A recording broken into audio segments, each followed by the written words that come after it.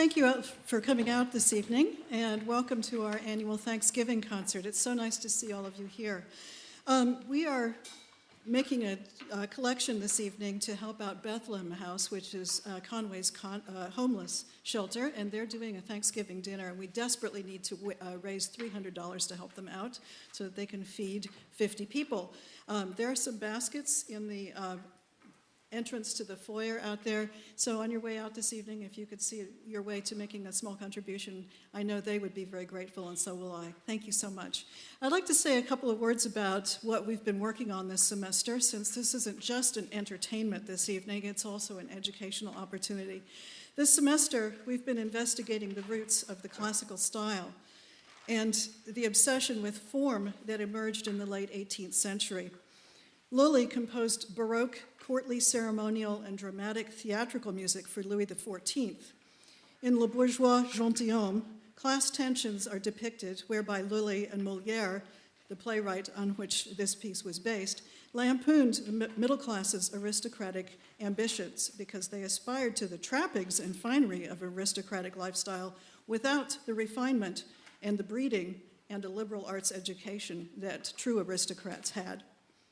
Rameau exhibits the style galant, or the elegant style, and dance forms in Les Ondes Galantes, wherein his imagination was fueled by the meeting of peoples from diverse races and nationalities in the New World. Rameau also made important contributions as a music theorist by writing the first treatises on harmony in 1722 and 1726.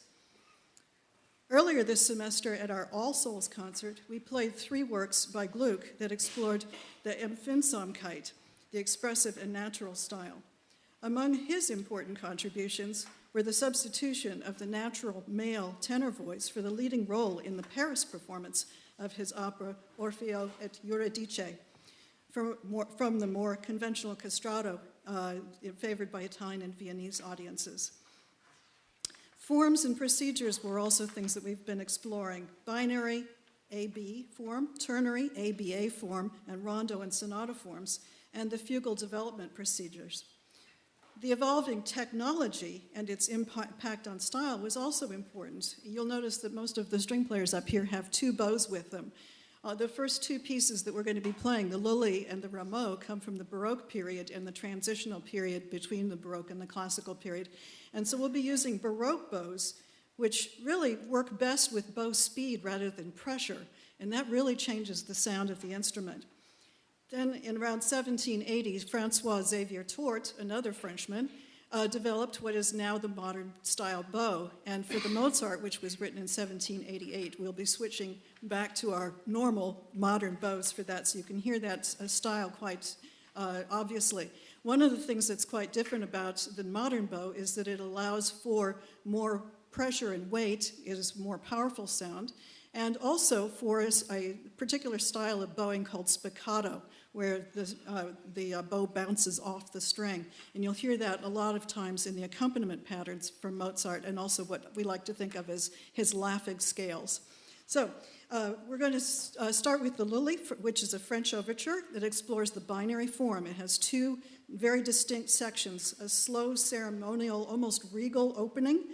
You can imagine this as being a gesture for the entry of Louis XIV, followed by a lot of counterpoint, a fugue. Fugues actually open and close our concert this evening. So we'll start without further ado with Lully's overture from Le Bourgeois Gentilhomme.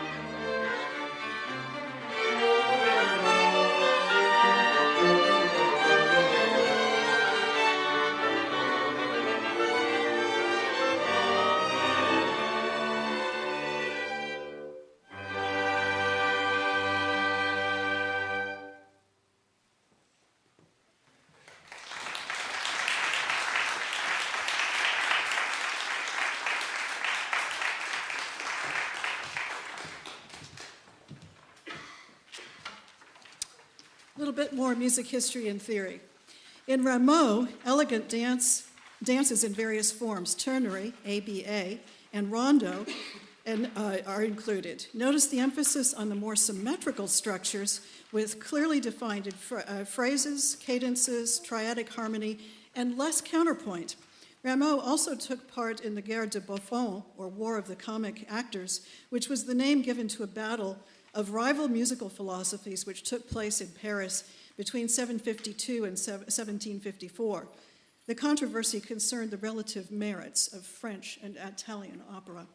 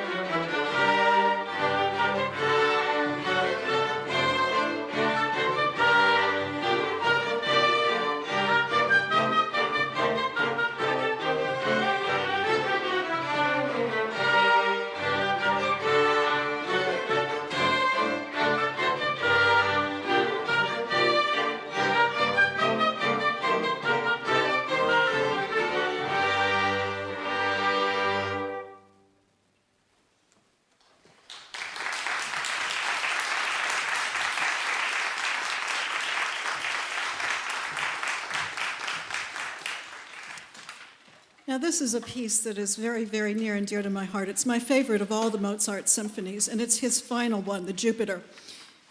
Played with our modern Tourt-style bows, which allow for that bouncing spiccato stroke that I was talking about earlier, that allows us to do those fancy little accompaniment patterns and the laughing scales that are so characteristic of Mozart. The first movement combines elements of binary and ternary structures into a sonata form, an exposition that modulates to the dominant and sets up a key conflict, a development, and resolution of that conflict in the recapitulation. In the second movement, Mozart showcases the Empfindsamkeit, from Gluck's Orfeo, both the sentiment as typified by the dance of the Blessed Spirits that we heard about a month ago, and the Sturm und Drang, or storm and stress, from the Dance of the Furies with its manic energy and dramatic dynamic contrasts. The minuet movement has the structure, grace, charm, and elegance of a court dance in the manner of Rameau, but it contains some darker, witty surprises in the gruff and sometimes ominous contrasting Sturm und Drang, storm and stress passages in the trio that foreshadow the French Revolution of barely a year later, with its musical imagery of peasants storming the Bastille or a ballroom dancing with hobnailed boots on the marble floors.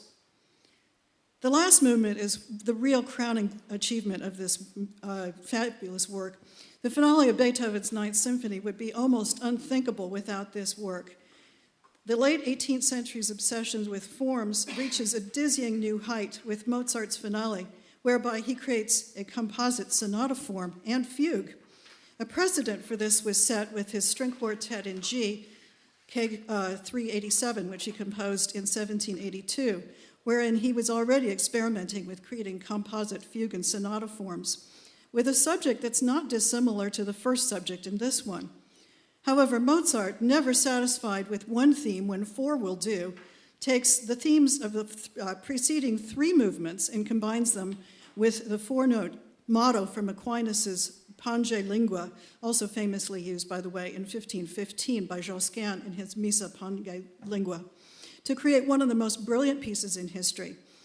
This finale contains a quadruple stretto fugue as its development section, with its exposition embedded in the coda, sort of a fuga alla reverso, if you will. The orchestral musicians who are also enrolled in my music theory class have been investigating this work and are helping me demonstrate these themes so you can identify them as they go flying by. The first thing we hear in the first movement is a grand ceremonial gesture, Salzburg Fire, that returns in the fourth movement, measure 10. And Susanna Stubbs, our cellist from theory class, is going to demonstrate both that figure in the fourth movement and in the first movement.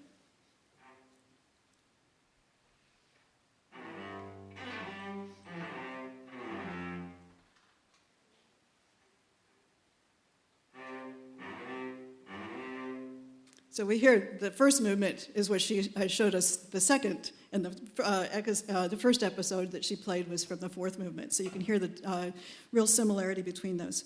The second fugue subject in movement 4, measure 65, also occurs in movement 1, measure 9, as demonstrated by our oboist Daniel Rosson. That's the first movement.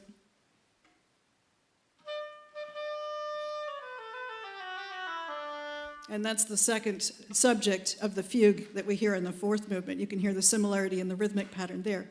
Fugue subject number 3 in the fourth movement occurs in measure 56 in the minuet in inversion, measure 1, as demonstrated by Jalen Perry on the violin. That's from the fugue in the fourth movement. Now listen to it upside down and backwards from the minuet.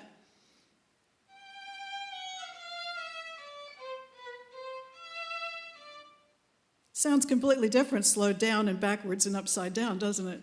But it's the same material. Fugue subject number 4 in the fourth movement at measure 371, played by violist Ile Speck,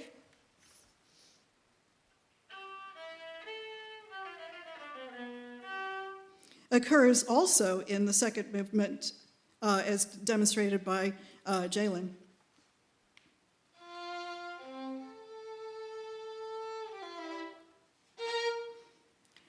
The character changes so much when you change key and meter and basically the whole sound of the piece. Finally, the first motive, the Pange Lingue that I was referring to earlier, that forms the fugue subject, the first fugue subject, is foreshadowed in the trio measure 9 as demonstrated by Jalen.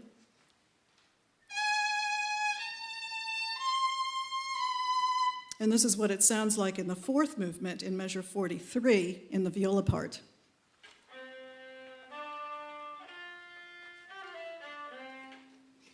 So he decorates it a little bit in the fourth movement. So we all know how performers show off by playing or singing higher, faster, louder, with more ornamentation and more passion. But this is how a composer shows off. And it is clear that it's not simply about dazzling virtuoso technique. The symphony is also expressive, the epitome of effervescent exuberance, which accounts for its jovial epithet. Enjoy.